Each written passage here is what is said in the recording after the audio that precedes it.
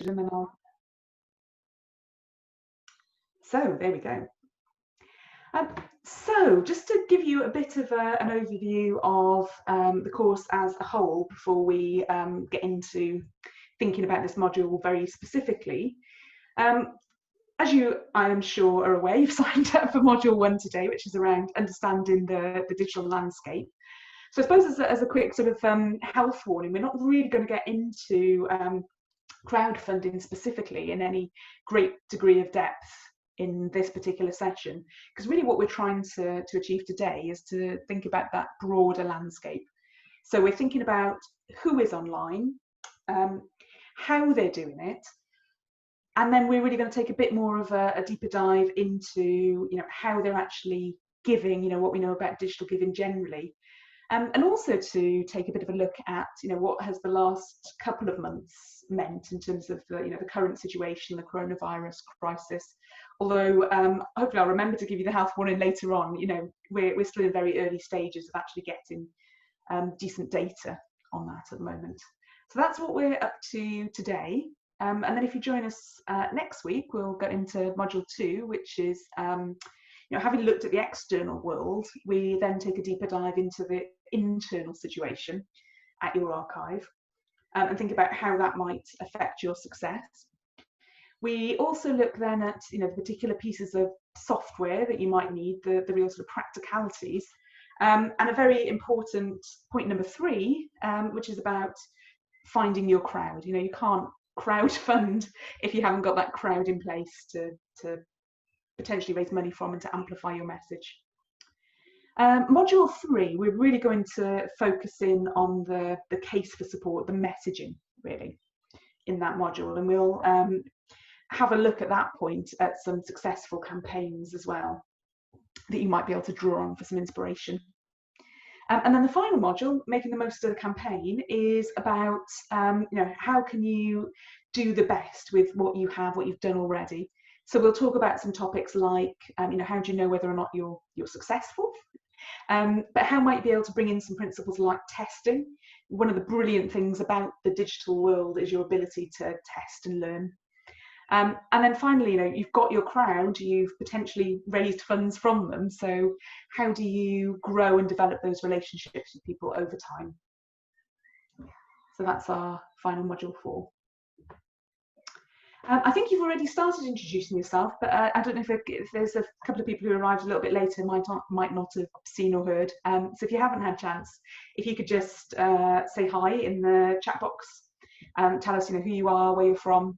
That would be fantastic. Also, it might be helpful if you could pop something in there about have you done any crowdfunding perhaps? What is it that you're really looking to get out of today? Are you starting the campaign for the first time? In the middle of something? Are you potentially just looking to sort of grow and develop your own skills without anything very specific yet in mind? What is it that you're trying to get out of today, or the course in general?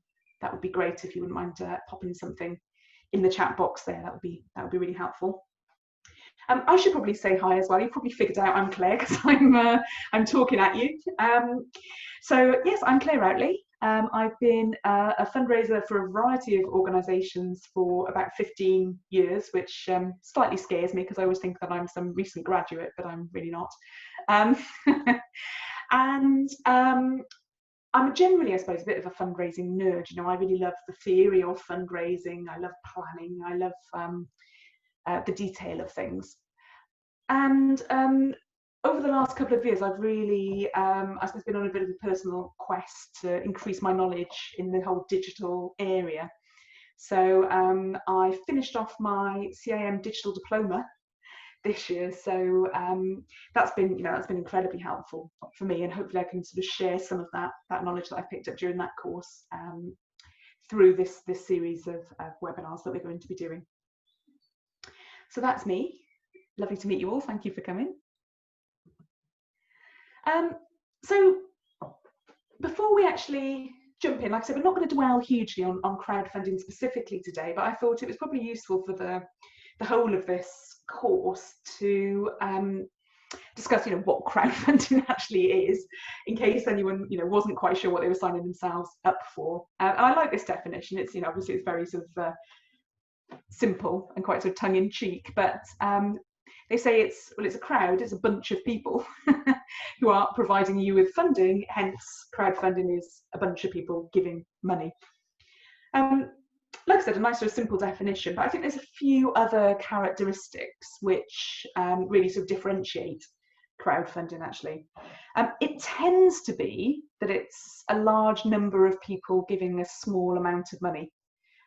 So it's not like funding that you might get from a trust or a foundation or a major donor, where it really is driven by one or two large gifts. It's about the, as it would suggest from the title again, it's about the group and relatively small gifts normally. There's always exceptions to this. You'll always find examples of where there's been one really big gift or whatever it might be. So all of these are exceptions, but in general, as a general principle, lots of people giving small amounts of money. It tends to be for a specific project. Again, you'll find people that have attempted to fundraise for general funds through this, I'm sure, but it tends to be that you are trying to raise money for something quite specific. So whether that might be an event that you're planning to run, or a publication that you want to produce, something along those lines. So a specific project. Tends to, again, be time bound. So it might run just for a couple of months, or just even a few weeks sometimes. And fairly often, there's some sort of reward associated as well. So, if you give at different levels, you might get different rewards. So a chance to come along and visit in normal times, a copy of a publication, your name put on something. There tends to be some sort of reward associated. Again, not absolutely 100% of the time, but it's a typical characteristic of this type of project. The other thing I just wanted, I suppose, to say or to stress before we really sort of jump into the content proper is to address this issue of, why in a sort of module around crowdfunding am I talking about the sort of the digital landscape more generally? What's the point, I suppose, of taking a look at these broader trends? And I would say, again, from a sort of planning perspective and thinking about your own campaigns, it's really about identifying what from the broader world, or in a specific case here, the broader digital landscape, is going to be helpful to you, and what from the broader landscape is potentially going to be harmful to you. So, ultimately in a sort of planning process, that translates into, well, what are the opportunities for you, and what are the threats for you that arise from this this broader landscape. So that's really why we're taking the time right up front to delve into these issues before we really start to jump into all of the nitty-gritty around messaging and finding the right software and all those sorts of things. So before I start to sort of talk to you about some of the things that we've uncovered, I'm going to give you a chance to chat to each other a little bit at this point. So I've got a sort of key question for you, which is around, what do you perceive to be the key trends in the digital landscape? If you were, what would you jot down just initially, I suppose, about key trends and issues that you think might be relevant? So what I'm going to do, I'll stop sharing my screen for a moment. And we're going to send everyone off into breakout groups. So I'm imagining most people will be familiar now in this Zoom dominated world with the concept of using breakout groups, but essentially you'll just go off into smaller groups and be able to have a chat about these issues. So I'm going to send you off for 10 minutes. And if when you come back, you could be prepared to, we'll see if we can do it with mics on actually. So maybe if you could nominate somebody within the group just to summarise very briefly some of the key things you've discussed, that would be marvellous. So, breakout rooms, here we go. Welcome back, everyone. The group I was in had some really interesting conversations, so hopefully that was interesting from your perspective. We'll have to keep it sort of relatively short and sweet, but it would be great if, say, one person from each group would just be able to summarise very briefly for us some of the key things that you talked about in your groups.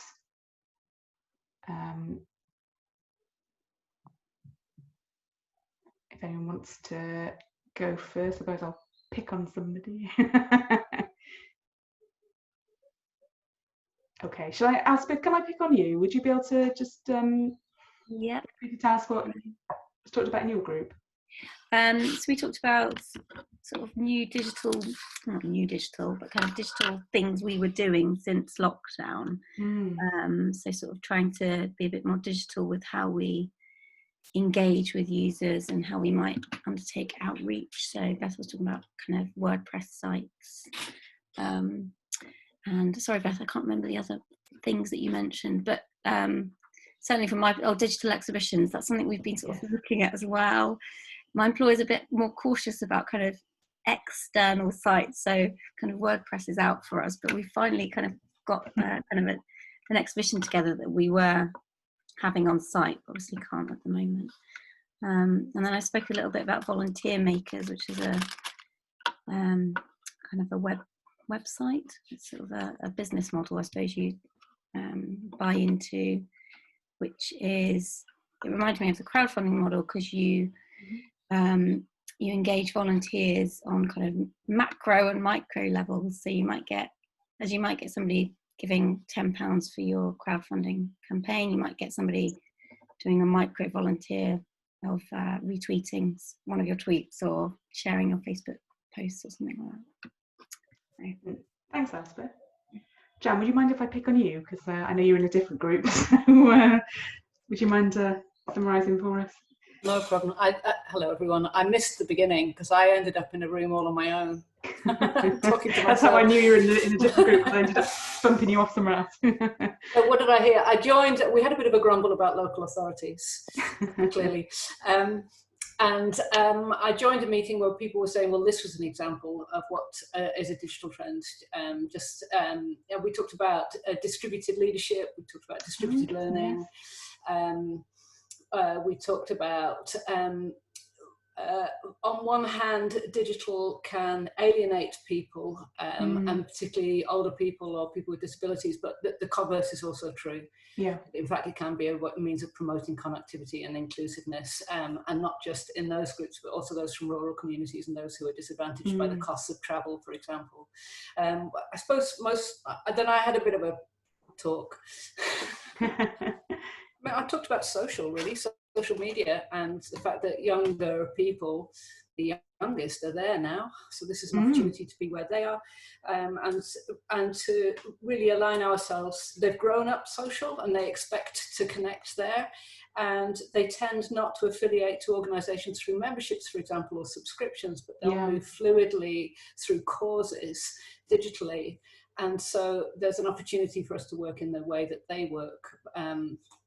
And I think we even talked about an inverted or distributed model, which would mean that the role of the professional fundraiser isn't necessarily needed anymore, because community members are doing it for themselves. And there was a great example where, I've forgotten who it was who said, was it you, Linos, is that how you say your name? You gave the example of do you want to take over from me there? And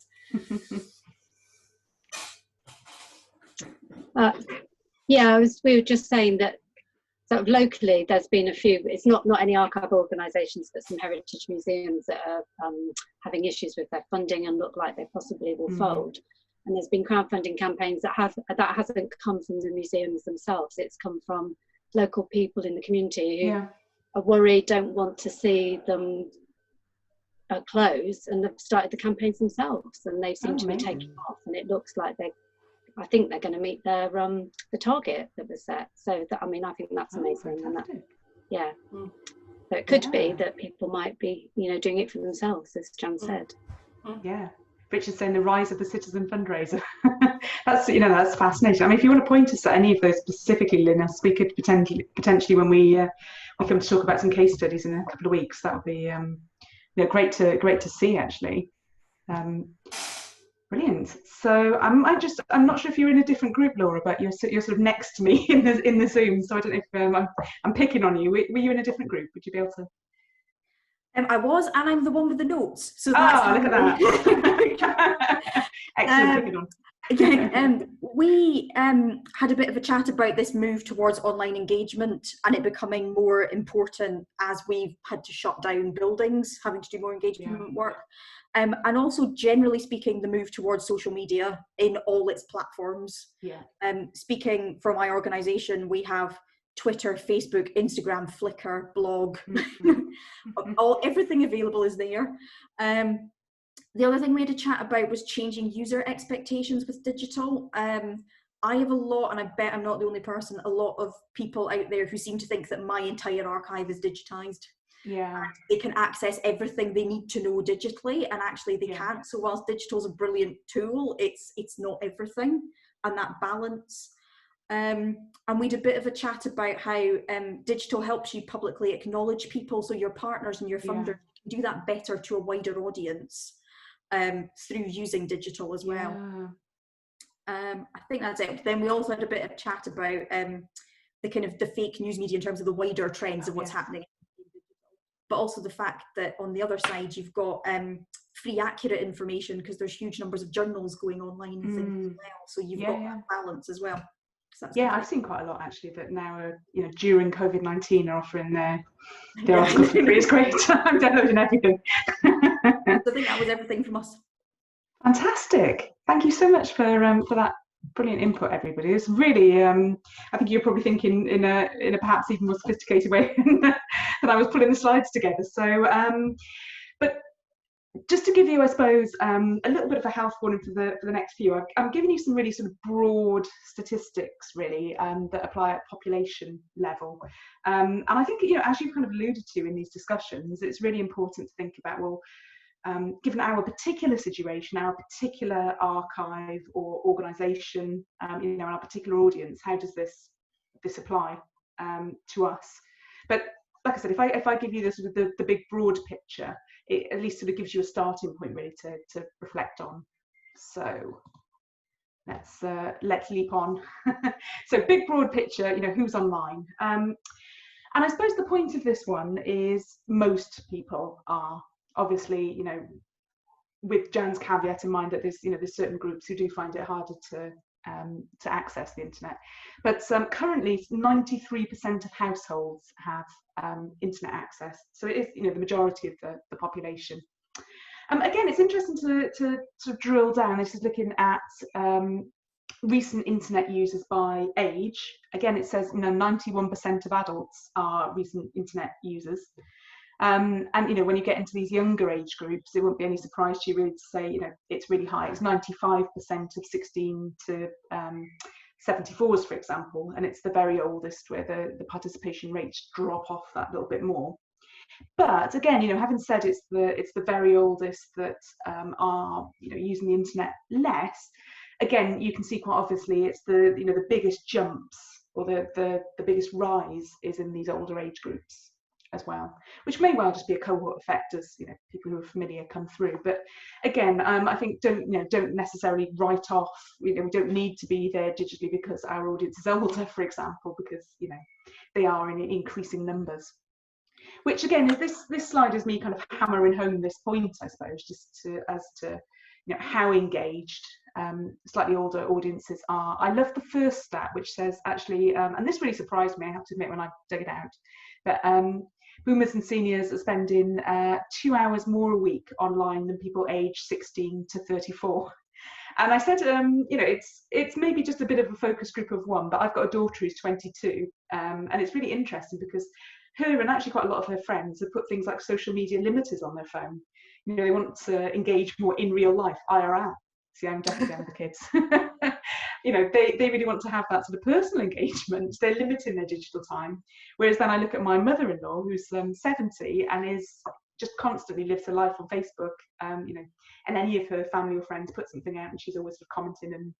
And I guess because perhaps for her it's a little bit more of a novelty, whereas for my daughter it's kind of a slight annoyance that she's sort of grown up with. So I sort of see that play out, I suppose, in my situation. But as you can see, this is really, as I said, sort of hammering home the point that boomers saying the internet's their top source of information. People who use the internet regularly, boomers who use the internet regularly, have at least one social media account.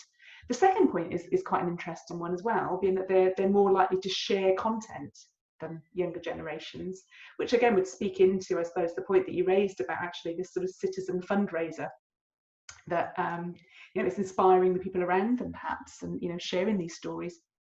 And again, you know, a relatively high percentage of boomers are watching, you know, online video, again with YouTube, as it says, being the preferred platform.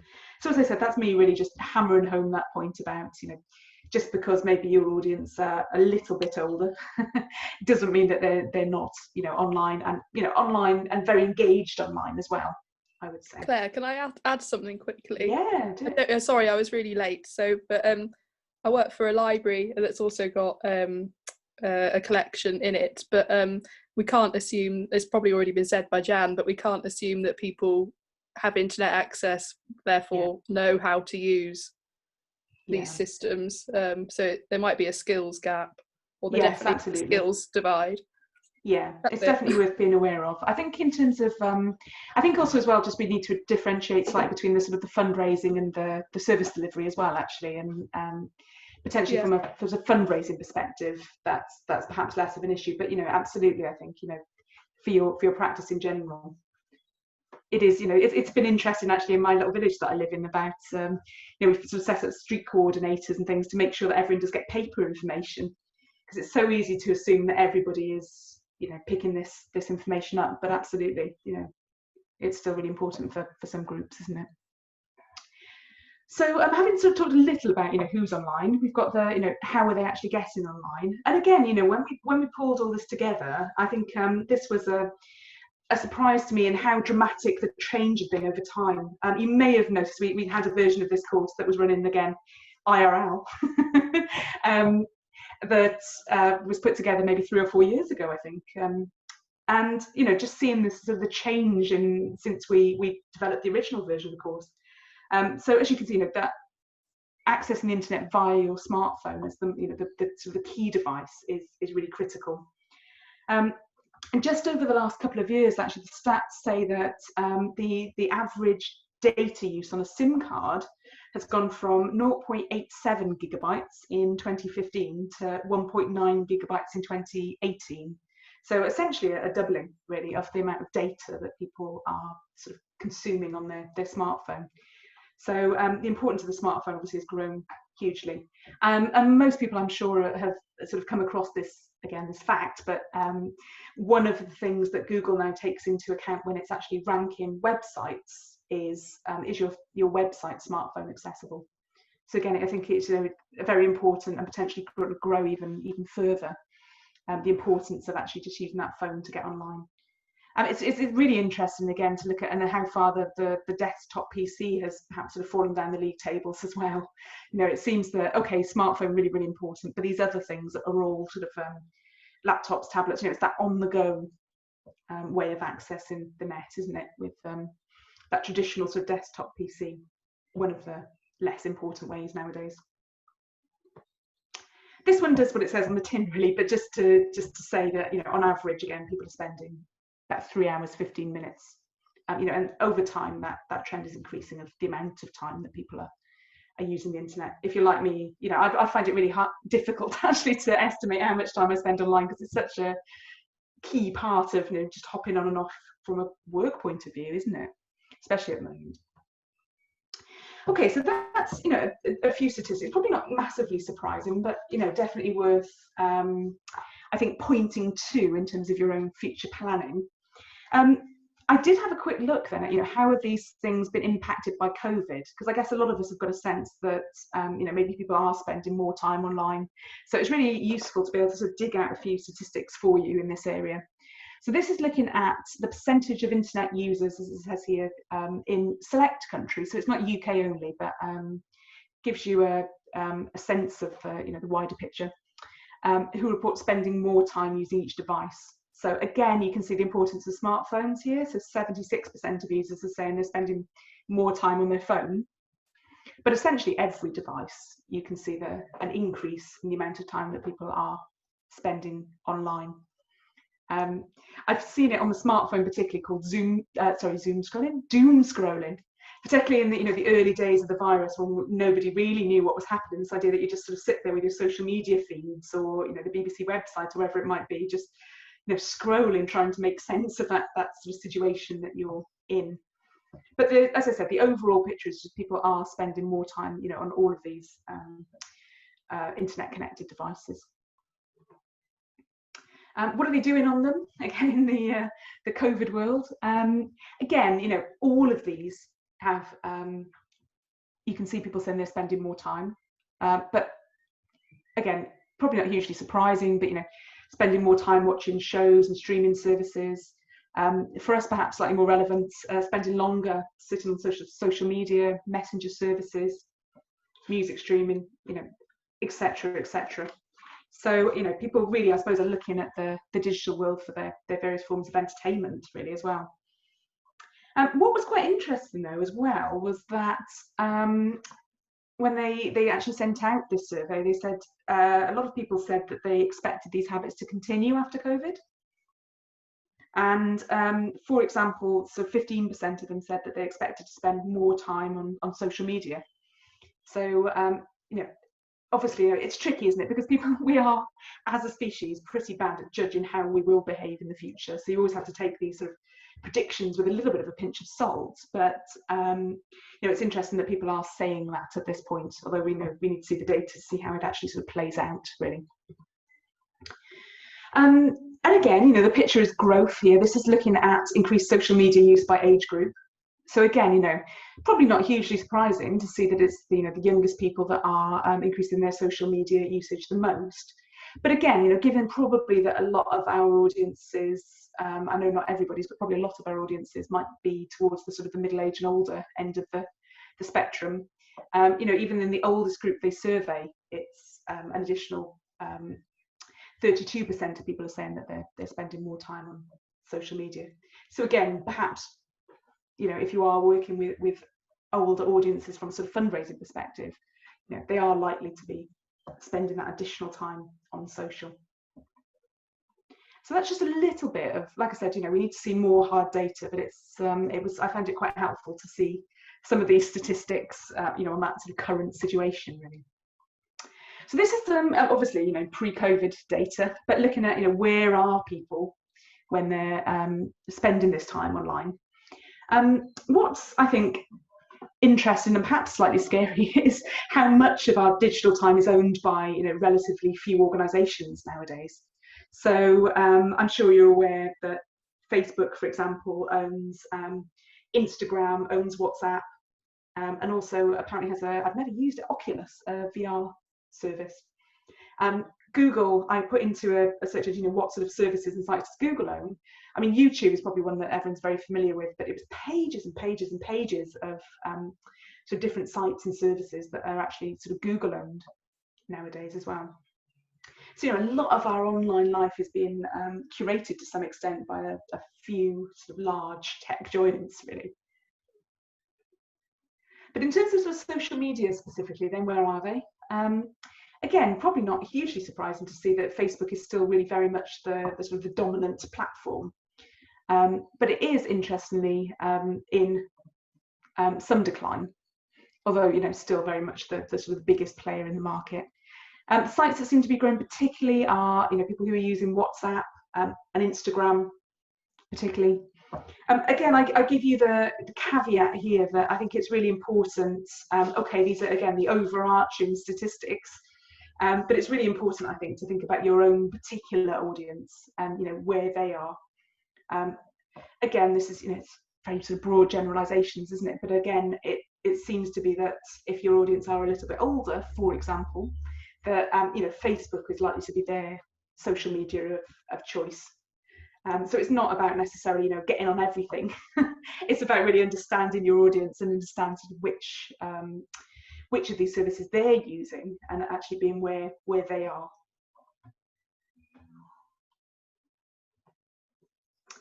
And again, as I think you sort of alluded to in the discussion as well, we've talked just, I suppose, fairly neutrally or just generally about online usage, social media, but it is worth, I suppose, just pointing out that it's not always a purely positive thing. Again, I found these stats quite frightening actually when I saw them at first, that 61% of adults say that they've had some potentially harmful online experiences, whilst 79% of children have had, again, potentially harmful online experiences.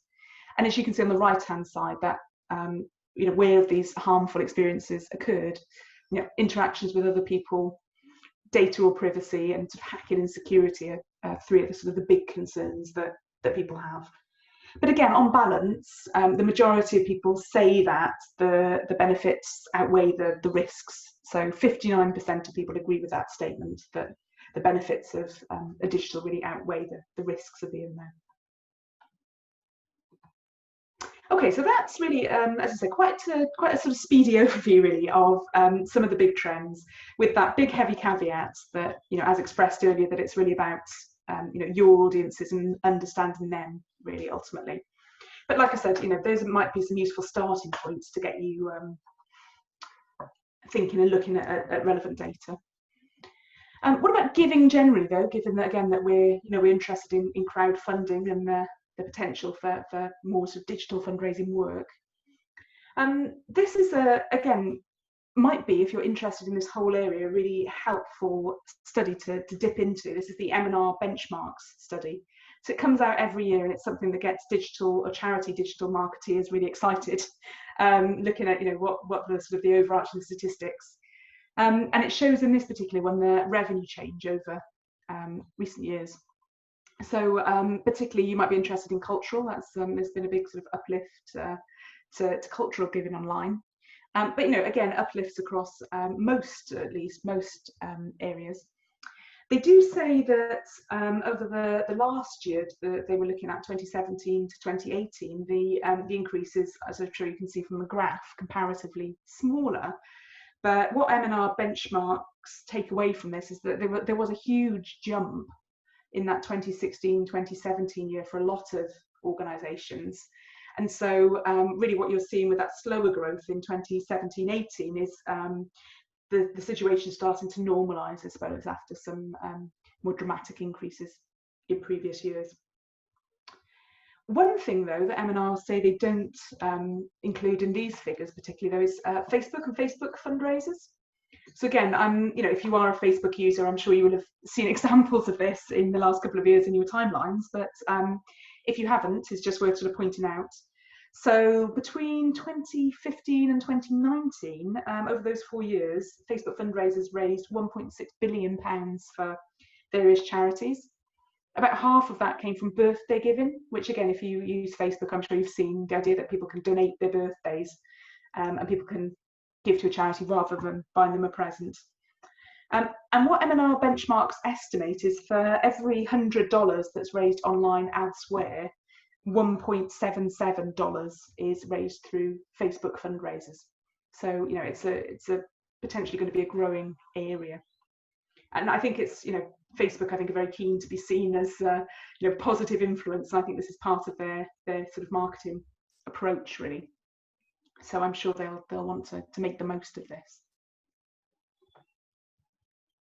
Okay, so again, the lovely M&R benchmark survey, thinking about, we talk generally about devices that people are using to access the internet, but they were starting to dig into looking at, again, charitable traffic particularly. And what's interesting is perhaps a slightly different picture than the previous slide that stressed the importance of the smartphone might suggest. So it's saying, traffic generally, as you can see, it's roughly, very roughly, sort of 50-50 between desktop and mobile. But when you look at what people are, sort of the transactions or the gifts that they're making and ultimately the revenue that's coming in, desktop seems to be really sort of holding its own there. So it's quite important, I suppose, in terms of people's actual giving behaviour. Although again, I'll complicate the situation slightly and add a couple of caveats in that. So perhaps it's partly because, again, charity donors tend to be a little bit older than the population in general. So it might be a function of having a slightly older donor base. But also, it might be related to charities not always being absolutely brilliant in providing, a great mobile giving experience. So it might just be partly that some of these websites are not brilliantly configured for people to if I can say the word, people to be able to give via their mobile, and so they're almost sort of forced into using another tool. So you know, do be aware of that. It might be sort of correlation rather than causation, or the other way around, causation rather than correlation in this particular example. So, having said, you know, mobile doesn't look as popular, I immediately contradict myself by bringing you up a slide on the importance of mobile. You know, as I suppose the earlier slides about, you know, people just accessing the internet generally via mobile might suggest, as it says here, it is more important, or growing importance, in terms of online giving. So Blackboard, who are a database provider and a useful provider of information to the sector generally, say that 24% of all online donations were actually made using mobile. And there is this sort of ongoing trend, I suppose, in increased level of giving through mobile. So as I said, you know, it might not in the previous slide be necessarily the most important tool for giving at the moment, but I think over the longer term, that is where we're headed, really. So, you know, we talked about how is coronavirus potentially sort of impacting on digital behaviour generally. What impact is it having at the moment in terms of giving? So again, you know, I add the heavy caveat that much remains to be seen, really, and yet we are in the early days of this crisis. But this is some data from CAF, Charities Advisory Foundation, who do a lot to monitor generally, you know, what's going on in the giving marketplace. And as you can see here, people were asked, how likely are you to do various things in the near future? And what they found is, okay, 1 in 7 people said they'll donate less than usual, but 1 in 5 people said they'll donate more than usual. And so if my maths is correct, more people are actually saying that they will actually give more than are saying that they're likely to give less. I think, like I said, you know, it does remain to be seen to some extent in terms of, does that actually translate into giving figures? But this and you know, some of the pieces of data that I'll show you in a moment, I think, are not in and of themselves suggesting that now is a terrible time to fundraise, you know, don't do it. The picture is much more sort of subtle than that. So again, this is from the sort of the general charity sector, again, you know, data produced by a supplier, but I think it really sort of reinforces that point about actually it's you know, it's not necessarily a bad time to be fundraising generally. So as you can see, a 25% increase in actual versus predicted responses to campaigns. You know, these emergency appeals that are going out are actually outperforming expectations by about 40%. Particularly relevant for us in this digital space, I think really interesting to see, there's been a 286% increase in percentage of online responses compared to previous years. So this might be, I suppose, heightening a general trend of, even sometimes if you receive something via the post or via another channel, actually to just go online to make your donation. And similarly, I think, you know, 28% increase in the use of credit cards. So the idea that you know, people are able to make that donation either online or via the phone in that socially distanced way.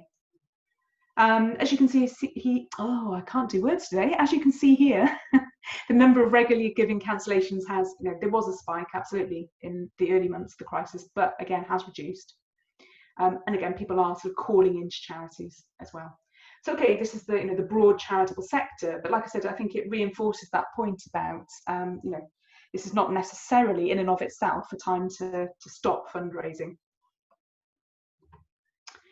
But this is probably not quite as positive for the archive sector or the heritage and cultural sectors specifically. It does look like there might be, and again, probably not surprisingly, a change in the sort of causes that people are potentially giving to. So again, this particular stat, I imagine, wouldn't be hugely surprising to anybody, but how potentially giving is shifted towards hospitals and hospices. So as you can see, they say in the 4 weeks leading up to the 20th of April, 35% had given to charity, had given to this cause area. And that's, you know, a big jump over that long-term average of 21%. So, you know, people might potentially be given to slightly different causes because of the current situation.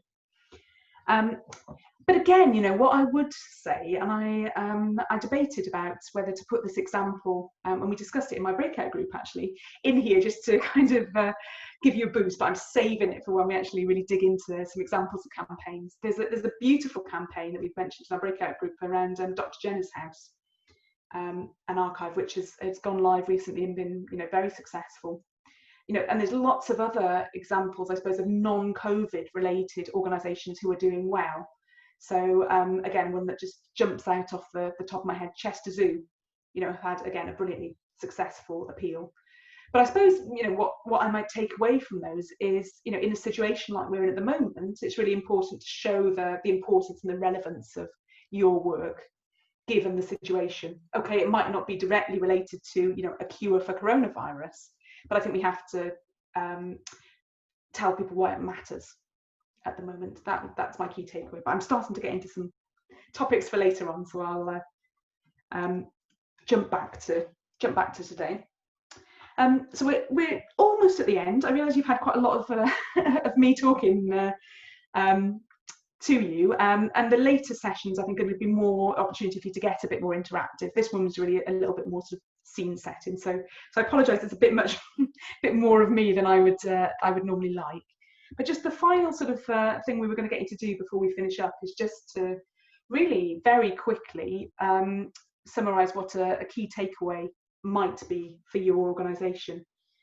So I'm going to shut up very literally for a minute, put my little timer on my phone, and just get you to jot something down in the chat box about you know, what a key takeaway might be for you.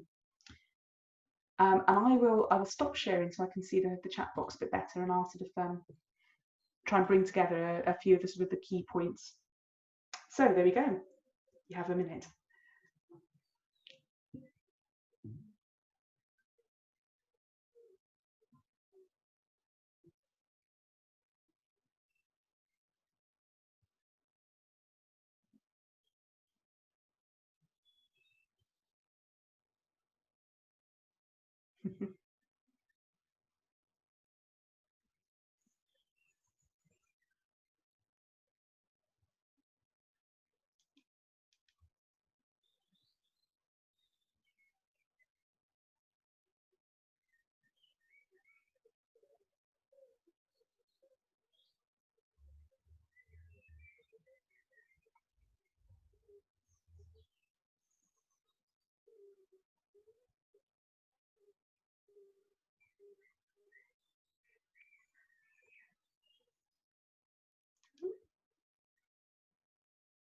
Here we go, your minute is up.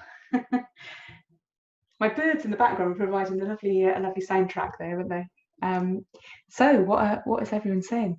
Jan, be more analytical. I think that's a good takeaway for an organisation though as well, really, is to you know, think about basing decisions on data, really importantly. Yes, Laura says understand organisations better. I think absolutely. That's, I mean, it's so important. It's, like I said, you know, it's my big heavy caveat that these are very sort of broad trends, and it's really about, you know, your audience and your crowd ultimately and where they are. Yeah, archive users probably most social media savvy demographic. Absolutely, yes. Yeah, your current digital audience is where they are. Really important. Improve your online presence as we currently only use Twitter. Yes, I think that's a really good point, isn't it? That but again, it's not necessarily, I suppose, about volume of social media, as you know, as everyone's been saying, really, isn't it? It's understanding where those audiences already are and being where they are. Yeah, understanding interest in projects that are non-COVID related. Absolutely, and it's not a bad time to fundraise generally. Oh, wonderful! That's great, Rosie. If you need any of the slides, give us a shout and we can point you in the right direction. Rosie's doing some training tomorrow. And absolutely, the field of online giving is ever growing. I think absolutely. I think my personal unsupported prediction, I think, is that, you know, COVID will drive people maybe that hadn't given online, were still sort of very sort of postal driven, for example, would encourage them to be giving online. Absolutely. So some really great points. Wonderful. So I think we're pretty much at the end. We've got 1 minute technically left. So again, you know, if anyone wants to ask a question or throw something in, please feel free. Oh, and actually we flipped over to 9 o'clock, so if you need to disappear off, please do. I think Richard will probably start recording, but I'm very happy to hang around here if people do have any questions you want to ask.